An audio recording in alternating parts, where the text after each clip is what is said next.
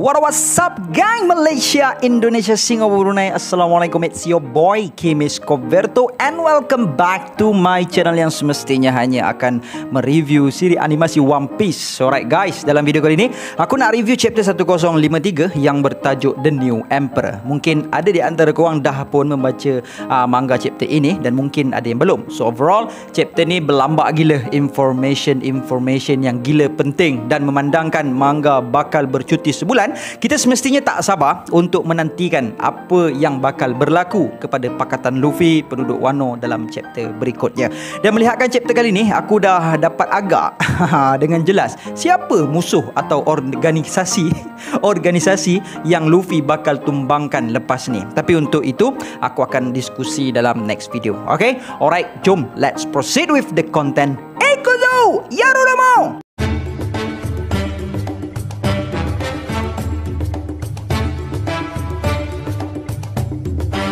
Membuka tirai chapter ini, kita dibawa ke arah Marijoa yang memperlihatkan kemarahan pihak Gorosei terhadap gambar poster bounty Luffy yang baharu.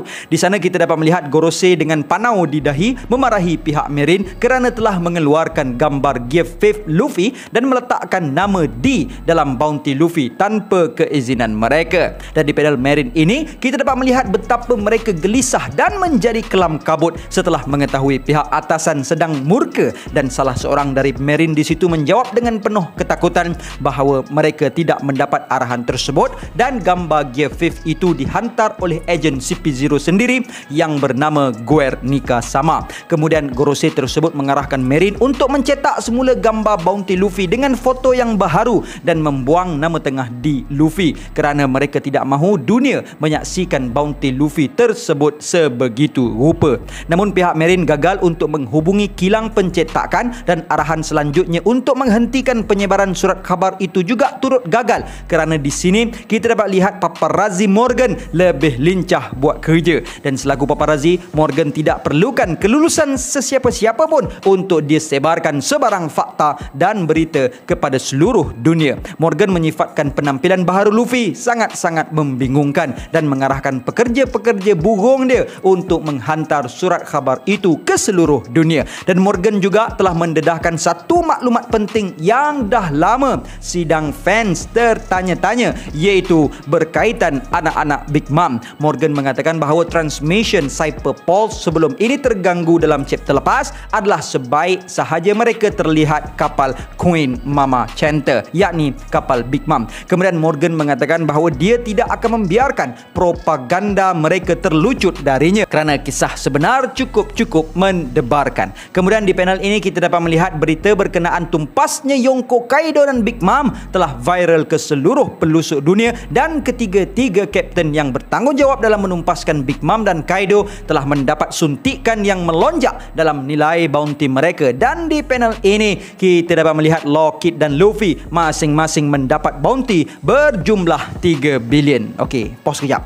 Kat sini kita boleh tengok kan gambar Sabo jelas terpampang dekat bangunan besar gedabak, dan dalam panel ni juga ada bendera kat situ. I wonder why gambar Sabo terpampang besar-besar kat negara tu dan apakah nama negara tu kan. Kemudian scene beralih ke arah Udon di persisiran pantai Wano, di mana kita melihat kru Kid dan Law sangat-sangat terkejut melihat bounty baharu kapten mereka, dan di sana juga kita melihat Apo tertanya-tanya di mana perginya Kid kerana baru tadi dia dapat lihat muka Kid nampak lain, dan Killer sambil tertawa mengetahui isi hati bos dia dan tahu apa tindakan bos dia untuk ke Flower Capital. Sementara Law mengatakan perkara ini menjadi semakin sulit nantinya. Kemudian scene beralih ke arah Flower Capital, tepatnya di dalam istana Oden, di mana kita dapat melihat tukang masak di sana sedang berhempas pulas memasak dan menyajikan makanan yang terbaik yang bertaraf shogun bagi menjamu hero negara mereka, dan mereka juga turut memastikan 3 kali yang makanan yang bakal disajikan tidak mempunyai sebarang racun di dalamnya. semuanya. Namun di panel ini kita dapat melihat hanya Jinbei sahaja yang mengadap juadah-juadah di situ kerana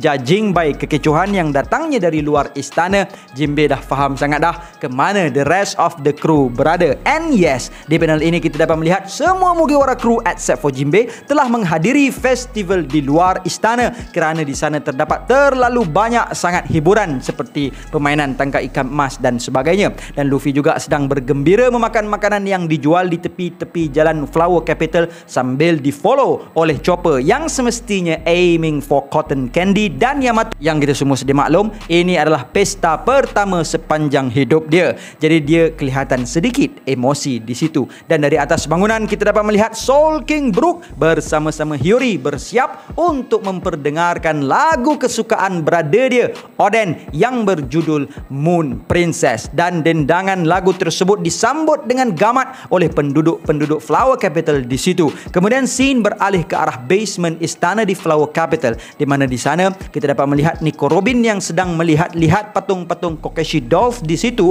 menjadi terkejut apabila tiba-tiba sahaya Tengu Yama Hitetsu datang menyapa namanya. Robin tertanya-tanya macam mana Hitetsu boleh mengetahui nama dia. Lepas tu Tengu cakap, ni semua koleksi patung aku. Comel kan? Tak sangat, kata Robin.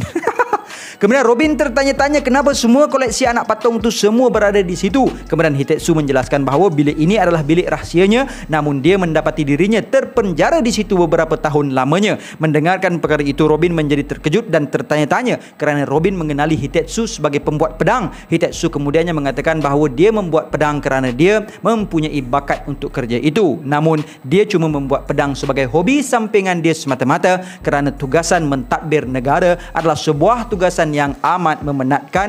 Kemudian Hitetsu pun membuka topengnya dan akhirnya kita mengetahui bahawa Hitetsu sebenarnya adalah Kozuki Sukiyaki, bapa kepada Kozuki Oden. Melihatkan perkara itu, Robin menjadi sangat-sangat terkejut dan tertanya-tanya adakah Momo mengetahui perkara ini, dan Sukiyaki mendedahkan bahawa dia belum lagi memberitahu Momo akan perkara ini, dan dia juga mengatakan berkemungkinan yang ahli Akazaya yang lain telah pun dapat meneka siapa dirinya yang sebenarnya. Namun bagaimana dapat dia menunjukkan mukanya kerana menurutnya dialah orang yang bertanggungjawab membiarkan Kurozumi Orochi mendapatkan tahtanya, dan dia juga hampir-hampir sahaja gagal untuk keluar dari bilik rahsia tersebut. Dan pada ketika dia berjaya meloloskan diri dari bilik itu, Oden telah pun mati dan negara Wano ini telah pun berubah. Dia hampir-hampir sahaja untuk melakukan seppuku untuk membunuh dirinya sendiri. Namun belum sempat Sukiyaki meneruskan ceritanya, Robin mencela sepatutnya ia berada di negara ini,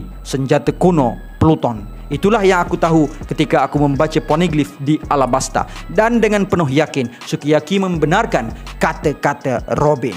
Kemudian scene beralih ke arah bekas penjara udon, dan sebaik saja panel dialih ke situ, kita dapat melihat kekecohan sedang berlaku dari luar penjara tersebut. Letupan berlaku dan bangunan itu menjadi berantakan, dan kita dapat melihat pokok-pokok tiba-tiba tumbuh dengan cepatnya dari penjara tersebut. Dan apabila panel di zoom in ke dalam penjara tersebut, alangkah terkejutnya Babanuki yang sebelum ini gemuk gempal menjadi kecut, seluruh tubuhnya ditikam sejenis kayu yang tajam, dan begitu juga dengan para pengikutnya yang tergantungan ditusuk akar kayu yang tajam, dan kesemua mereka dilihat seperti tersedut air dari tubuh mereka kerana berpenampilan seperti jegangkung. Dan di panel ini even King pun terlilit dengan akar kayu tersebut dan jantungnya ditusuk. Bahkan Queen juga telah tertusuk dan dia juga dari berbadan bengkak menjadi sekeping. Walaupun di ambang maut, Queen sempat berseluruh mengatakan yang berbadan kurus tidak sesuai untuk dirinya. Dan di panel ini jelaslah sudah kesemua ini adalah angkara Admiral Ryukugyu. Gila guys, big revelation ni guys. Hanya dengan 5 jari sahaja, Ryukugyu berjaya membantai 2 orang komandos Yonko di penjara udon. Dan sambil memijak-mijak Queen, Ryukugyu mengatakan dia akan malu kalau dia kalah dengan beberapa komandos seperti mereka. Dan dia juga mengatakan dengan nada kesal bahawa pihak Mirin tidak punya cukup kekuatan tentera untuk membersihkan kekacauan yang mereka lakukan. Dan di panel ini juga kita dapat melihat inilah caranya Ryukugyu meminum air, iaitu dengan menjalarkan akarnya dan dan menusuk sebuah barrel yang berada di situ yang dipercayai adalah sake. Dan di panel ini kita dapat melihat dengan jelas wajah sebenar milik Ryokugyu yang sedang memakai reband. Dan kita juga mengetahui nama sebenar Ryokugyu adalah Aramaki, the Admiral of the Marine. Ryokugyu kemudiannya memberi komentar terhadap sake yang dia minum tadi dan kemudian menelefon seseorang, seterusnya mengarahkan orang yang ditelefonnya itu untuk menghantar sebuah kapal perang. Dan jangan beritahu Sakazuki apa yang dia akan buat. Dan kita tak tahu siapa yang Ryokugyu hubungi, cuma one thing for sure, orang yang dihubungi mesti berjawatan lagi rendah dari dia. Kemudian Ryokugyu memuji-muji gaya Sakazuki Akainu dan tak sabar-sabar untuk mendapatkan kelulusan daripada Akainu. Dan di sini kita juga dapat melihat sepertinya Ryokugyu sangat-sangat menyanjungi Sakazuki Akainu, kerana di panel ini Ryokugyu yakin yang Akainu akan memujinya sekiranya dia pulang ke ibu pejabat Marine dengan membawa kepala monkey di Luffy. So guys, that's it. Ternyata matlamat Ryokugyu adalah untuk mendapatkan kepala Luffy dan bukanlah Robin yang diincarnya, walaupun kita belum pasti apakah tugas awal Ryokugyu sebelum ini. Kemudian scene beralih semula ke arah Flower Capital dan sekarang giliran Luffy pula untuk mendendangkan lagunya. Dan gelagat Luffy itu disaksikan sendiri oleh Momonosuke yang teringatkan kata-kata Luffy sebelum ini. Luffy mengarahkan Momo untuk tidak memberitahu siapa-siapa berkenaan dirinya kerana dia tidak mahu menjadi hero negara ini. Dan di sini juga barulah kita tahu bahawa patutlah dalam chapter lepas kita boleh tengok scene orang kampung yang mengatakan wira sebenar negara ini adalah Joy Boy yang telah pun berjaya menyelamatkan negara ini dan telah pun keluar dari negara Wano. Kemudian sambil Luffy dengan galaknya di atas podium itu berhibur, tiba-tiba kedengaran suara jeritan Kid memanggil namanya dan Kid bersiap untuk menyerang Luffy. So inilah yang dimaksudkan Killer tadi, yang dia cakap dia dah tahu dah apa yang bos dia nak buat tadi. Yes, Kid cuba untuk menyerang Luffy, namun Luffy yang kini menganggap Kid sebagai temannya telah meragut leher Kid dan mengajak Kid untuk berparti dengan dia. Here we go. Dan satu letupan bunga api pun diletupkan dan Luffy mengajak sidang hadirin untuk minum dan berparti sampai subuh. Dan kemeriahan saat itu juga turut disaksikan oleh seluruh kru Mugiwara, Akazaya, pasukan gempur dari kalangan Minks, pasukan Yakuza, pasukan Kibidango, kru Trafalgar Law dan kru Eustace Captain Kid. Dan di tengah-tengah riuk pikuk parti itu, Kid telah menolak tangan Luffy dan menunjukkan surat khabar yang berada dalam genggamannya, membuatkan Luffy terbeliak biji mata dia. Dan Kid mengatakan yang dia datang bukanlah untuk berparti tapi untuk membunuh Luffy kerana posisi Yonko telah pun berubah dan Luffy serta Captain Buggy the Clown adalah Yonko terbaru di dunia. Wah, gila. Dan kemudian scene terakhir untuk chapter ini ditayangkan setelah selesai kerjanya di penjara Udon. Kini Admiral Aramaki Ryokugyu mengorak langkah berjalan menuju ke arah Flower Capital yang diselubungi dengan kemeriahan dan jeritan kegembiraan. Namun sambil berjalan, Ryokugyu mendakwa bahawa kami pihak Marine sekarang tidak berada dalam mood yang baik. Terutamanya sekarang seluruh dunia tengah kucak-kacir dan chapter pun tamat. So guys, what do you think berkenaan chapter kali ini? Please leave your comment and see you in the next content. But before that, sedikit renungan. Ayah memang tidak mengandungkan kita, tapi dalam diri kita ada mengalir darahnya.